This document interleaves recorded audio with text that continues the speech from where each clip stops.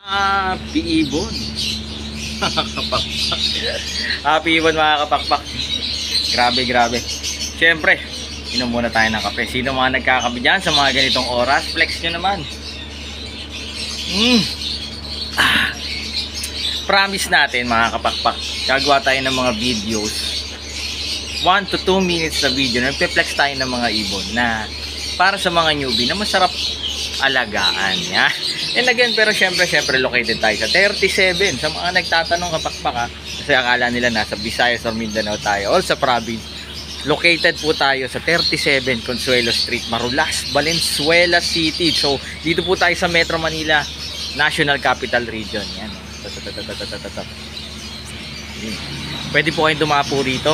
From Monday to Saturday, open po tayo from 8 AM to 8 PM. Yan. Nagdi-deliver po tayo sa buong Metro Manila.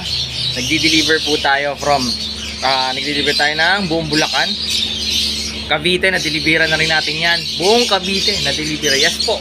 Makakit tayo ng Tagaytay, Maragondon, Ternate, na-deliveran. Pati Quezon. Yan. Sa Bicol, actually, nakapag-deliver na rin tayo ng Visayas, Mindanao. So, message lang po kayo sa atin. And syempre, shoulder po ng client natin ang shipping fee.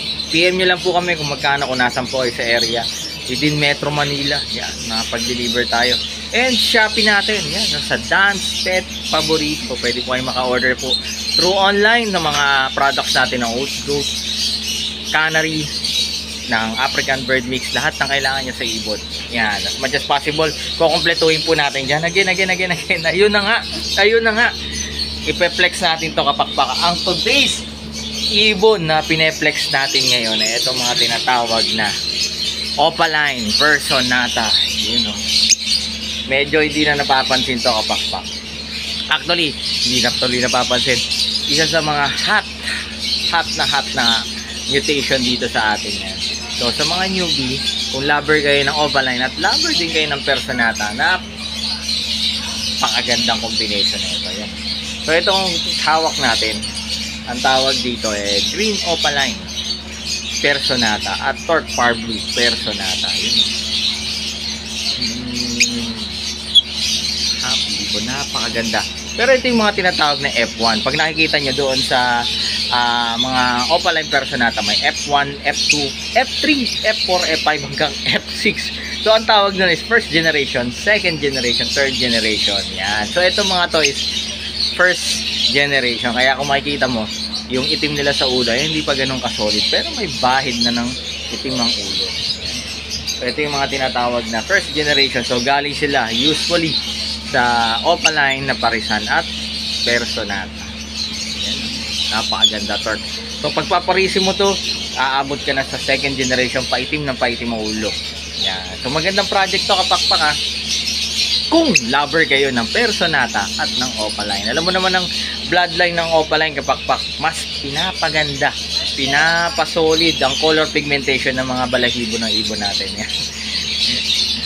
Kaya kung mapapansin mo, yung pagka-torque niya, ganda na ng pagka-kaliskis ng balahibo. Yun, at yung pagka-green Opaline. So, suggestion lang ito para sa atin. Kung gusto mo talagang mag-alaga, napakaganda rin ito. So, meron tayong nito kapakpak. So, para sa mga newbie, sa mga gustong mag-upgrade, diba? Napakaganda rin ito. So, ito yung mga tinatawag, again, ng Opaline Personata. So, mga first generation to. So, more info about this, marami na tayong video na nakikita dyan na available sa YouTube. So search nyo lang about sa Opaline Personata. So itong mga videos na to, pineflex natin yung mga available na ganyan. Neflex natin na pwede nyong alagaan. Again, located po tayo sa mga gustong bumisita. Yan na.